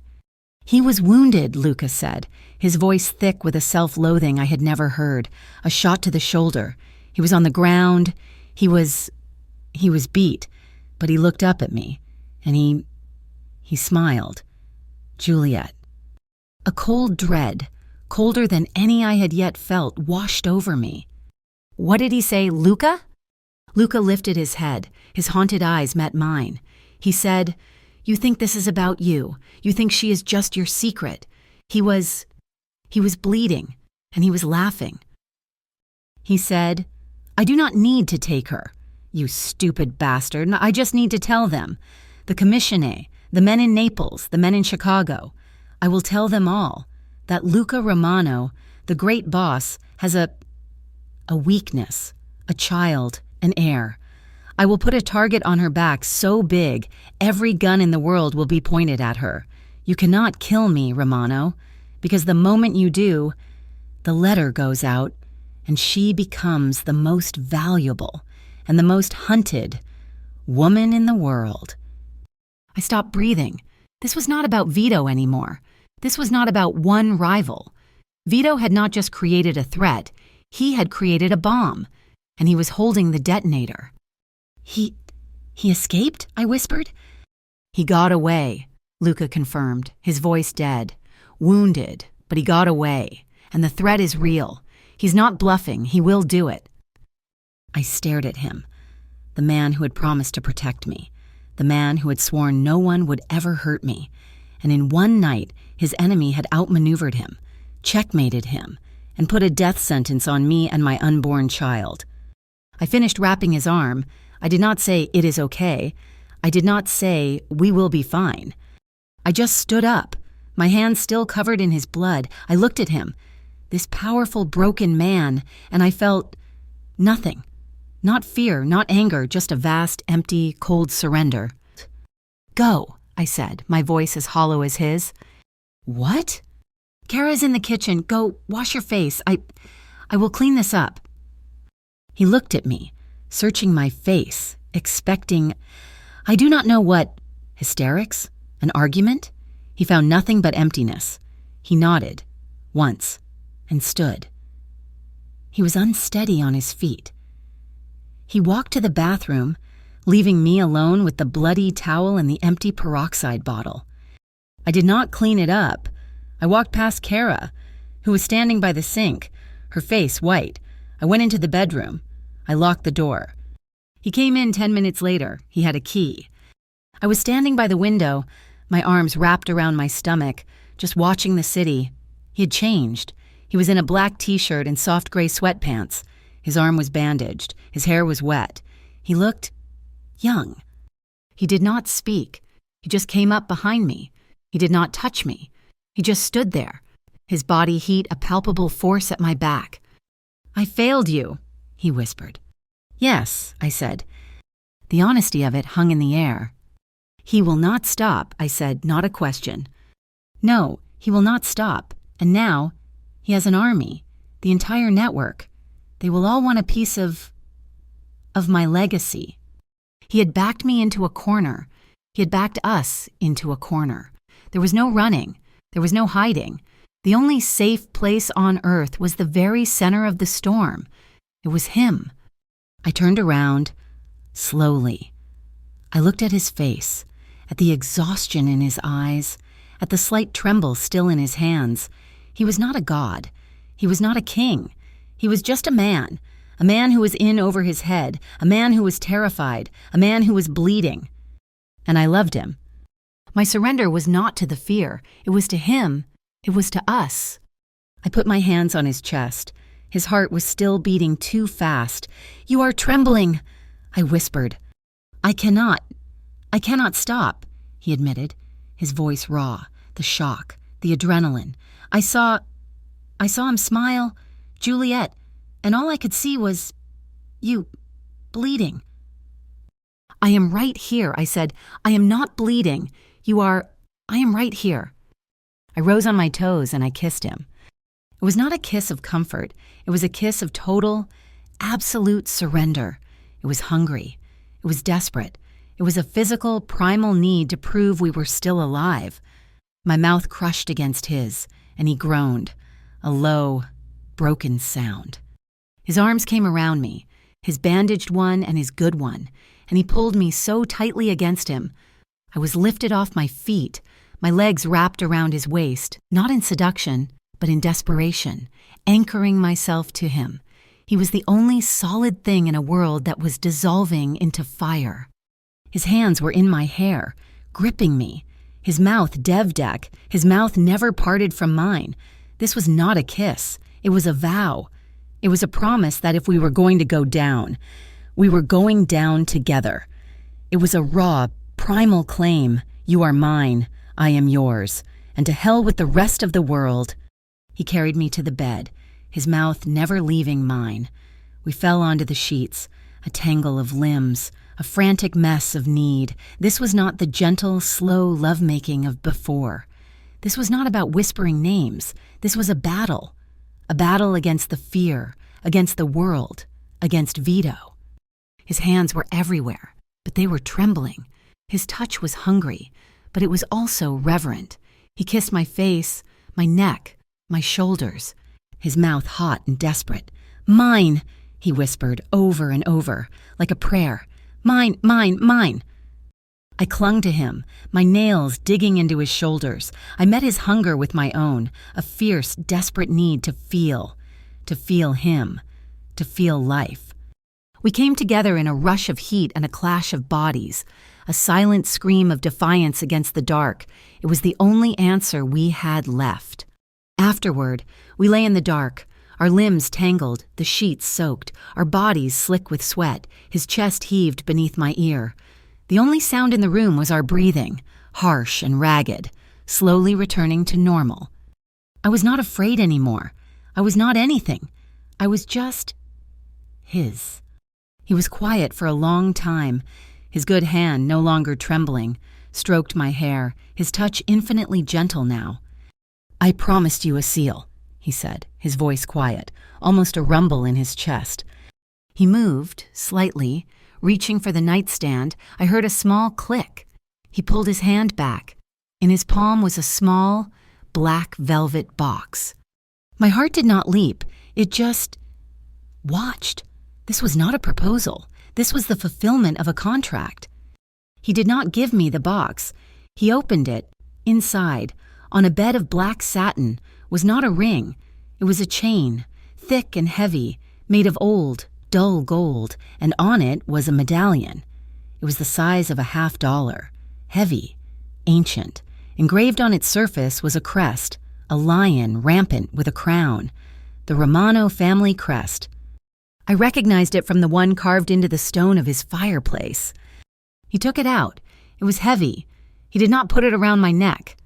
He sat up, and he looked at me. Then he looked at my stomach, a swollen, perfect curve in the moonlight. Slowly, reverently, he took the heavy gold chain and he draped it over my belly. The cold, heavy medallion settled right over my navel. It was a brand. It was a target. It was a shield. He looked at it, lying there on my skin, over our child. "Now," he whispered, his voice thick with a dark, terrible pride. "Now the whole world knows you are mine." He leaned down and kissed the medallion. He kissed my skin. He kissed me. Later that night, I could not sleep. Luca was beside me, but his sleep was not restful. He twitched, his breathing uneasy. The tremors had returned. I slipped out of bed, pulling on one of his silk robes. I went to the desk in his office. The room was dark. Save for the glow of the city, I turned on the small green lamp. I took out a piece of his heavy, cream-colored stationery. To my child, I wrote, "I did not know if it was Liliana. I did not know if it was a boy. I do not know if you will ever read this. I do not know if I will be the one to raise you. The world we are in. It is complicated. It is dark. But I need you to know." I paused, my pen hovering. What did I need this baby to know? That you were not a mistake. You were a miracle. You were created from a love that was so strong. It was dangerous. Your father. I stopped again. What could I say about Luca? That he was a killer? That he was a kingpin? Your father is a good man. He's a protector. He's fierce, and he is strong, and he is terrified. But he loves you. He loves you so much he is willing to burn the world down to keep you safe. If you are reading this, and I am not here, it is because he failed. But know that he died trying, and know that I died loving him, and I died loving you more than anything. I folded the letter and tucked it into the envelope with the ultrasound picture. My own secret, buried inside the next 2 weeks were a suffocating hell.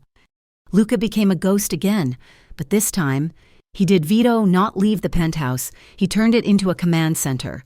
The security doubled, then tripled. Sal was no longer just outside the door. He was in the living room, along with 2 other men I did not know.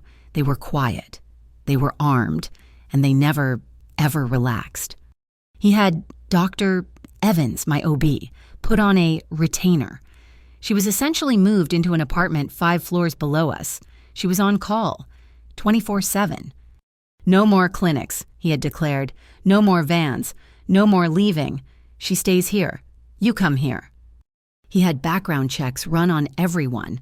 The delivery men, the chefs, the dry cleaners. He had his men vet the nurse's doctor. Evans planned to use for the birth. He was building a sterile, protected bubble inside his glass tower. I felt like I was drowning in safety. I could not go outside. I could not open a window. The air was thick, stale, and full of fear. Luca paced. He paced from the window to his office, from his office to the bedroom, back and forth, back and forth. He was a caged lion, and I was the cub he was desperately, frantically trying to protect. The stress was a physical weight. It sat on my chest, making it hard to breathe. My back ached, a constant, dull throb. I felt heavy, too heavy. One night, I was trying to sleep. Luca was in his office, his voice a low, angry murmur. I felt it. It was not the sharp, hot pain from the clinic. It was a tightening, a deep, internal clench that started in my back and wrapped around my stomach, squeezing me like a fist. I breathed through it. It faded. 20 minutes later, it came again, harder. I sat up, my hand on my stomach. No, it is too early. It is almost a month too early. Another one. It took my breath. I gasped, a small, choked sound. The murmur from the office stopped. He was in the doorway in a second. "What?" he demanded. "What is it?" "It is. Geez, nothing," I lied. "Just a cramp." "You are pale," he said, walking to the bed. His eyes narrowed. "I'm fine," I insisted. And then another one hit. It was not a cramp. It was a wave. It peaked, and it held me, and I could not speak. I just squeezed my eyes shut, my hand gripping the sheet, my knuckles white. "That is not a cramp," he said, his voice high with panic. The boss was gone. The terrified man from the clinic was back. "Juliet, tell me." It keeps coming back," I panted as the wave receded. It is like a tightening." "Sal," he roared, running to the door. "Get Doctor! Evans! Get her now!" He ran back to me, his hands fluttering, just like they had when he was bleeding. What do you need? Water? Pillows?" "Luca," I said, my voice shaking. It is too early." "Doctor." Evans was there in 3 minutes. She was calm, professional. She shooed Luca out of the way. She put her hands on my stomach. She checked me. Her kind face was grim. She looked up, not at me, but at Luca, who was vibrating with terror in the corner. "The baby is in distress," she said, her voice flat. "The stress. It is too much. She is in early labor, and it is moving fast. We cannot stop it." What does that mean?" Luca asked, his voice cracking. "It means," she said, standing up, "that we have to deliver. The baby is premature, but its heart rate is dropping with every contraction. We have to go. We have to deliver now." Panic. Pure, undiluted chaos. Sal was yelling into a phone. Guards were swarming the hallway. "The ambulance," Luca was saying. "Get the ambulance to the private entrance. Clear the lobby. Clear the lobby." He was at my side, his face a mask of white terror. He scooped me up, just as he had before. "I am right here," he said, his voice frantic, carrying me toward the elevator. "Juliet, I am right here. You are okay. I have got you." The ride down was a blur. The elevator doors opened to the sterile white of an ambulance, parked inside the building's sterile garage. They got me on the gurney. Luca climbed in beside me. He grabbed my hand. The doors slammed shut. The siren wailed, a deafening, terrifying sound. He leaned over me, his dark eyes wide, his face pale. He held my hand in a death grip. "Listen to me," he whispered, his voice desperate, as the ambulance tore through the city streets. "You are not your mother. I am not my father. I am here. I am right here. I am not letting you go. I am not letting her go. Do you hear me? I have got you. I have got you both." He just kept saying it, over and over, his voice a raw, desperate promise against the scream of the siren. "I have got you. I have got you. I have got you." The world dissolved into a smear of bright lights, beeping machines, and a pain so profound it had no beginning and no end. The storm outside was a distant, angry roar, a soundtrack to the war happening inside my body. "One more, Juliet, you have to push. Now." "Doctor," Evan's voice was a sharp, steady anchor in the chaos. I screamed, a raw, animal sound, my hands gripping the bed rails so hard my knuckles were white. "I can't," I sobbed, my body spent. "I can't. I am too tired." "Yes, you can." Luca's voice, and he was on my other side, a solid, terrified presence. His face was pale. His dark hair stuck to his forehead with sweat. He was not wearing his suit. He was in scrubs, just like the doctors. He had not let go of my hand since we left the penthouse. "Look at me, Mia Cara," he commanded, his voice raw, pleading. "Look at me. I am right here. You are not your mother. I am not my father. We are doing this. You are doing this. Breathe and push." I locked my eyes with his, in their dark depths. I saw it all. His fear, his power, his desperate, ferocious love. I took a breath and I bore down, channeling every ounce of fear, rage, and love I had into one final, world-splitting effort. A new sound split the air, not my scream, not the thunder. A cry, thin, reedy, and impossibly furiously alive. "She is here, Doctor," Evans said, her voice full of a sudden, bright relief. "Oh, she is tiny, but she is here." I collapsed back against the pillows, my body shaking, tears of sheer, agonizing relief streaming into my hair. Is she okay? Is she breathing?"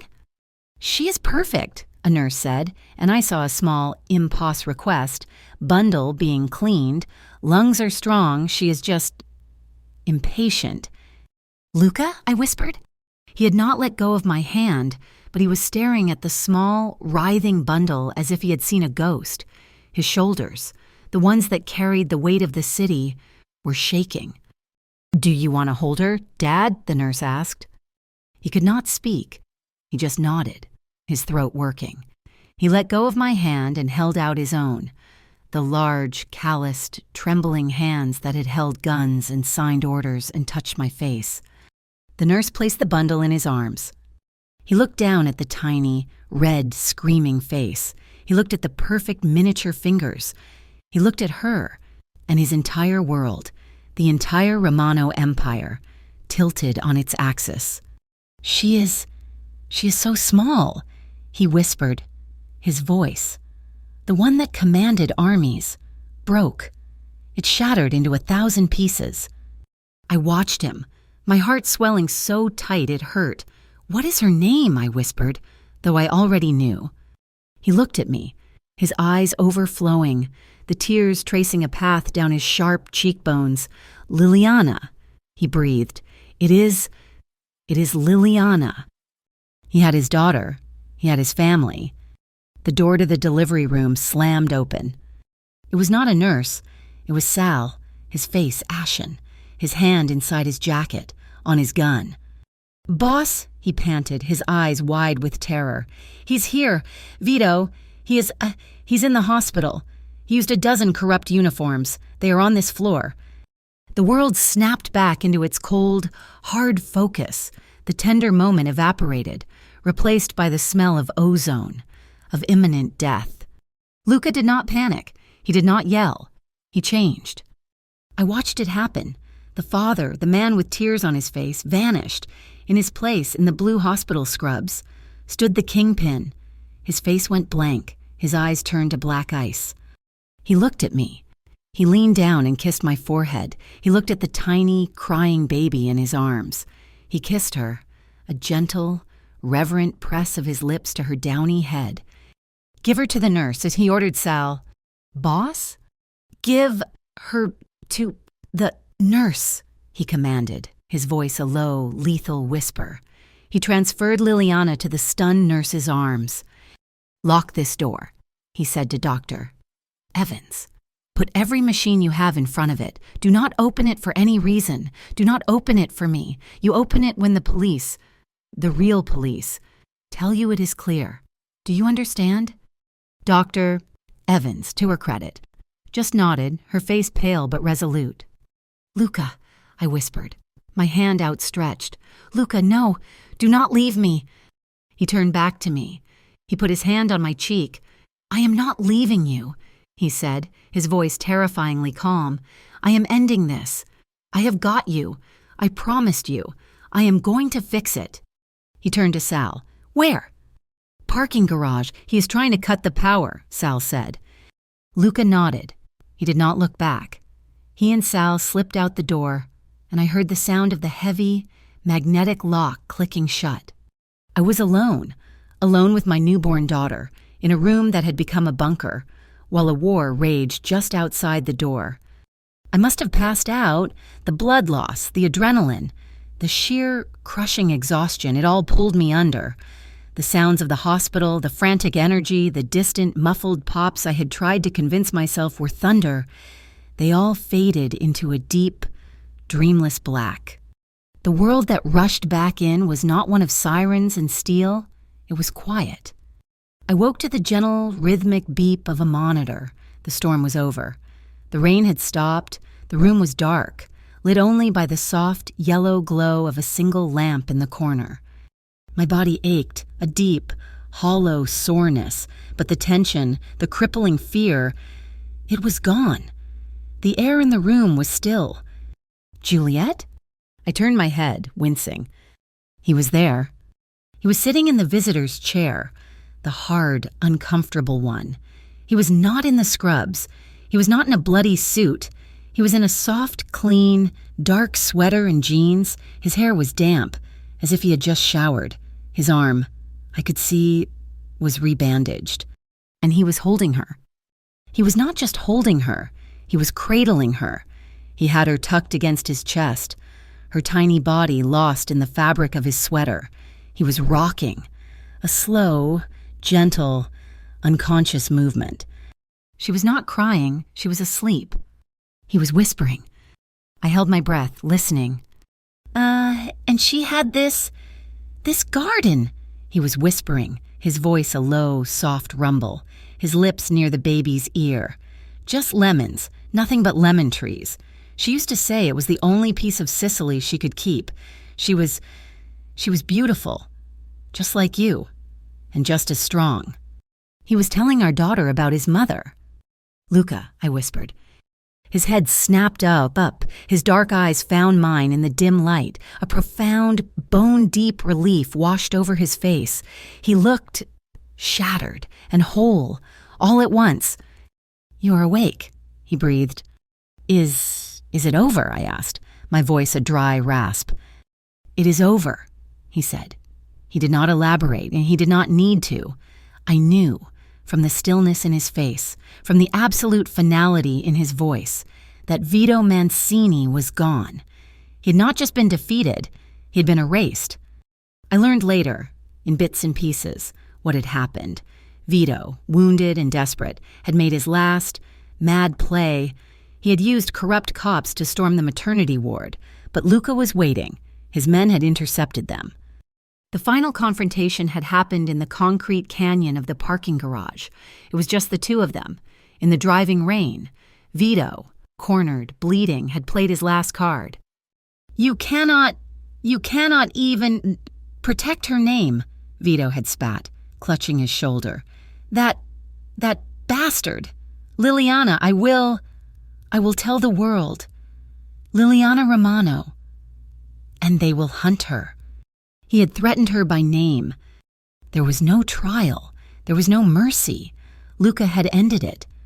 A single flat sound that was swallowed by the storm. He had not looked back. He had simply gone to the penthouse, washed his enemy's blood off his hands, changed his clothes, and come back to his family. Now, he stood up, his movements slow, careful not to wake her. He walked to my bedside. She is perfect. Juliet, he whispered, his voice thick.